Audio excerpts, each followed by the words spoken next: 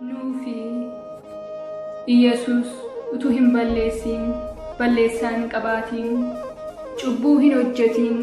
gawwamsaan afaan isaatiin ba'iin cubbamaa jedhamee kan inni qabame dadarbatamuudhaan guddaa cunqurfame namoota hedduutiin itti ga'iifame utuu dhugaa qabu kan inni arrabsame nuufi kun hundumtuu kan firdiitti dhiyaate murtoo kan fudhate kan inni reebame Yesuus gidirfame jirma jiidhaa baatee kan inni hadheeffame dhiiga isaa lolaasee kan guddaa dhiphate hoolichi Waaqayyoo kan inni qalame yakka tokko malee fannootti rarraafame nuufi eeboon waraaname xoofoo hadhaa dhuge kan baay'ee rakkate qooda nun yakkine baay'ee balleessine ofii isaa dhiyeessee nuun bilisa godhe gadi of deebisee ulfina nuu laate cubbuu keenyaa wajjin isan nu jaallate gatii guddaa baasee kan isaa nu godhate lubbuu isaa godhee lubbuu keenya ulfate naaf siifi kun hundumtu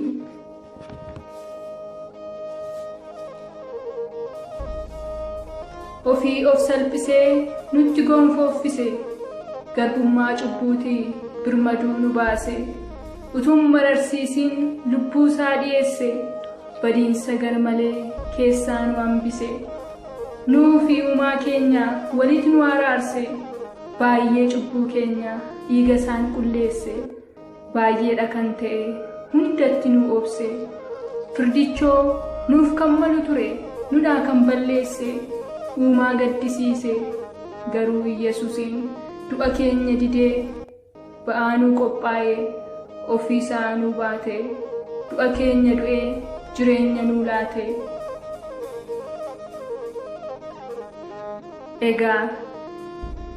egaa maal jennurree isa lubbuu nuu kenne lubbuu isaa godhee lubbuu keenyaaf dhimmee galataaf ilillee akka ittiin qusanne aarsaan ni barbaadu akka san dhawwanne aarsaan ni barbaadu lubbuun keenya fayyuu saduwaatti amanuu isaaf amanamuu cubbuurraa fagaannee isatti maxxanuu namummaa guutuun isumaaf hojjechuu wangeelaaf jiraannee kaaniif dhugaa ba'uu bara keenya guutuu isa faana bu'uu kanaa kan barbaadu egaa obbolootaa cubbuu keenyaaf jedhee dabarsee of kenne nun immoo deebinee yakka akkan hojjenne abbaa oolmaa keenyaatti garaa akkan jabaanne adaraa gatii dadhabbiisaa akkan balleessine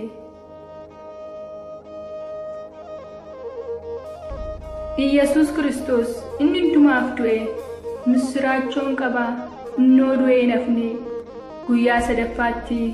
awwaala diigee ka'e bartootatti mul'atee mirga abbaatti ol ba'ee alfii du'aa cabsee Yesuusoo ka'eera